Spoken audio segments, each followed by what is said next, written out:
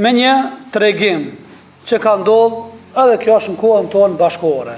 Titullohet Gjenazja Lotoi. Gjenazja, ai që ka ndrujet, ka bë një keramet. Keramet është një lloj mrekullie, por nuk është mucize. Është një nder që ja bën Allahu robët vet, edhe pasi që ndron jetë, me një fjalë ban disa dukuri dhe fenomente që njerëzit nuk i besojnë, se mas vdekjes nuk lëviz. Mirë po ja që Allahu xhaleshano her pas here ju shlon njerëzve shenja dhe simptome për m'ia bë me dije se për hatë robit mirë, unë edhe e thej ligjin tanë. Cëllën ligj? Sigur se me të vdekurin. Nëse vdek njeriu, nuk duhet me çarkullu me lëviz. Mirë po Allahu kur e don robin e vet, e thën atë ligjin e vet. Gjenazja Lotoi kështu titullohet. Tregon një person i cili quhet Abbas el-Badawi, i cili ka 26 vite. Ky mirret me pastrimin e kufomave apo gjenazeve në Gjidde të Saudis. Na tregon një ngjarje interesante që i ka ndodhur atij. Thot, ishte fillimi i haxhit. Më thërën nga aeroporti i Gjiddës dhe më thanë se në avion kishte vdekur një i ri. Shkova atje dhe e morëm me vetur për me sjell tek vendi ku pastrohen gjenazet.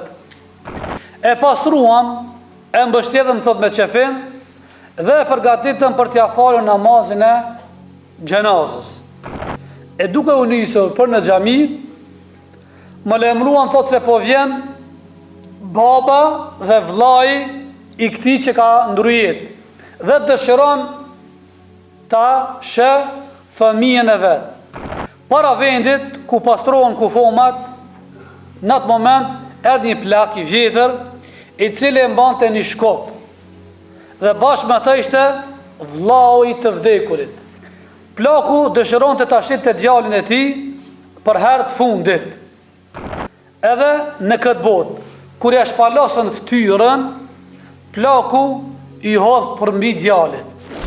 Ju dhim e vlat. Ju hodh përmbi djalin, shije se i vdekuri, kishte ndiku shumë te baba. Me të vërtet, kishin pas lidhje të fortë mes vete. Derisa baba e tij e puthte në faqe e vladin e vet, në ato momente nga syri të vdekurit, syri djath, doli një pikë loti. Ndërsa ky kish ndruje se e la gjenazën, sikur që tregon kjo hoxha. Subhanallah, tha. I vdekuri nuk mund thot të çaj. Mendova mos ndoshta gjatë pastrimit i ka mbet ndonjë pikë uji. Kështu që ja fshiva ata me peshkir, por sërish i lotoi çka nga syri një pikë loti. E më pastaj thot kur arritëm në Mekë, baba kërkoi që ta shit birën vet edhe një herë. Kur ja zbulova fytyrën, sërish syri i tij i djath filloi të rridh të lot. Subhanallah. Këta e panë të gjithë njerëzit që ishin prezent. Herën e parë vetëm unë isha dhe ky. Ndërsa në këtë herën e dytë ishin edhe disa të tjerë të cilët e panë edhe ata me sytë e vet. Atë ditë ja falën gjenazën në Qabe. Interesant. Ishin rreth 2 milion njerëz, nga se dini se në sezonën e haxhit ajo që është më pakti që vinë me bë haxhin musafir, më e paktë është 1 milion, 1 milion e gjysmë deri në 3 milion 4, ndoshta më shumë. A ditë tha afër 2 milion çka erën mja fal gjenazën, çfarë nderi dhe respekti Allahu i bani këtij merhumit. Pas një kohe vendosa ta baj ziaret familjen e këtij djalit. Më interesonte jeta e këtij djalit, vallë, kush ka qenë kë? Çka ka bë kë në të kalumën? E pyeta vllain e tij për këtë. E ai më tha se ishte sikur se të tjerë. Ky vllai jon, sikur se vllazit që janë kanë tjerë. Falte namaz, agjeronte, lexonte Kur'an, pa u ndal, por pa dallim nga ne, ai ka kushtuar shumë rëndësi kuna prindërve edhe me një farë kujdes të veçantë. Çfarë? Ai thot baba ynë prej kur ju janë dobësur thot këmbët babos, asnjë nuk ka shkuar në banjë me këmbët e tij thot baba. Sepse i ndjeri, gjithmonë e merrte në duar dhe e dërgonte te banja dhe e priste që të kthente. Pastaj babën dhe nonën ju ushqente me dorën e tij. Ishte pranë tyre ditën dhe natën bashkërisht me prindrit, mendoj se ata lot janë për shkak të dhimbjes që po ndahet nga prindërit. Allahu e di më së miri. Çfarë ngjarje? Me një fjalë sikurse ka desh me lënë mesazh vdekurit. Unë akoma du me juve pas, bile po mërzitna që po shkojmë botën tjetër e nuk po kam shanca dhe mundësi, Allah më ja boj zmetin, shërbimin, nderin dhe respektin. Subhanallah. Këto ngjarje kanë ndodhur, këto quhen në Islam quhen keramet. Keni dëgjuar për kerametet? Keramet do thot me bën një ndolli apo fenomen, dykuri që nuk on nga natyra e kësaj botës.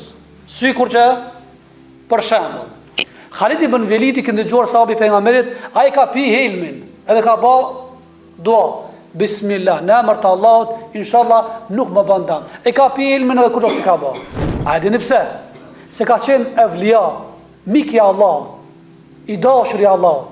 E Allah kur e don robën e vet, e them ligjin. Nga se ligj është, kush pin hel, duhet të helmohet me vdek. Ibrahimi alayhis salam e hedhën zjarr. Apo kur e kanë hedhë zjarr, bile thuat ka shku Xhibril alayhis salam. I ka thonë, o Ibrahim, a ki nevoj, më të ndimu? Thot, për tyje, nuk kam nevoj.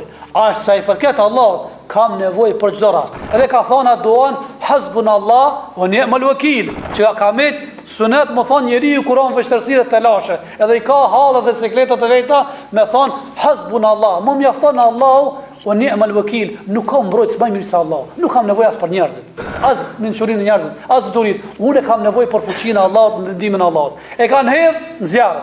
Edhe zjarmi se ka djeg, wa qulna ya nar kunu bardan wa salaman ala Ibrahim. Ne i thanëm urdhër zjarmit. Zjarmi nuk lëviz vetëm me lejen e Allahut, nuk ka sen tok, guri, shpesë, drun, era, shiu, bora, dielli, nata, dita, njerëzit, frimarja, lëvizja e çerpikit, krejt është nën sustën dukmën e Allahut. I thotë jep leje, wala haula wala quwata illa billah. Nuk ka lëvizje, nuk ka zhvillim çarkullim që ka ndodhur prej mëngjes deri në mbrëmje non stop, vetëm se me lejen e Allahut. Këto quhen keramete.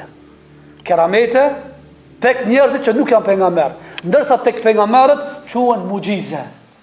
Sikurse Rasulullah i ka mshu hanës, e ka ndonë dy pjesë, nga gishtat e Rasulullah ka ndonë ujë. Këto nuk ja ka pradari një jetë, nuk perceptohen këto me parametrat e logjikës. Ja. Këto nuk kanë hise, kjo që tërkush i ka ndorë.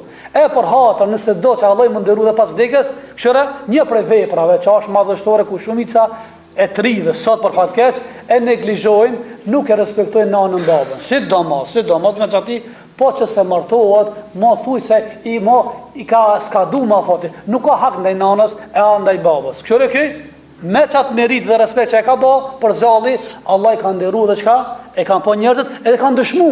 Kjo është dëshmi e sheqarë se këj njeri pas ka qenë njeri mirë. Kjo është ngjarja e parë.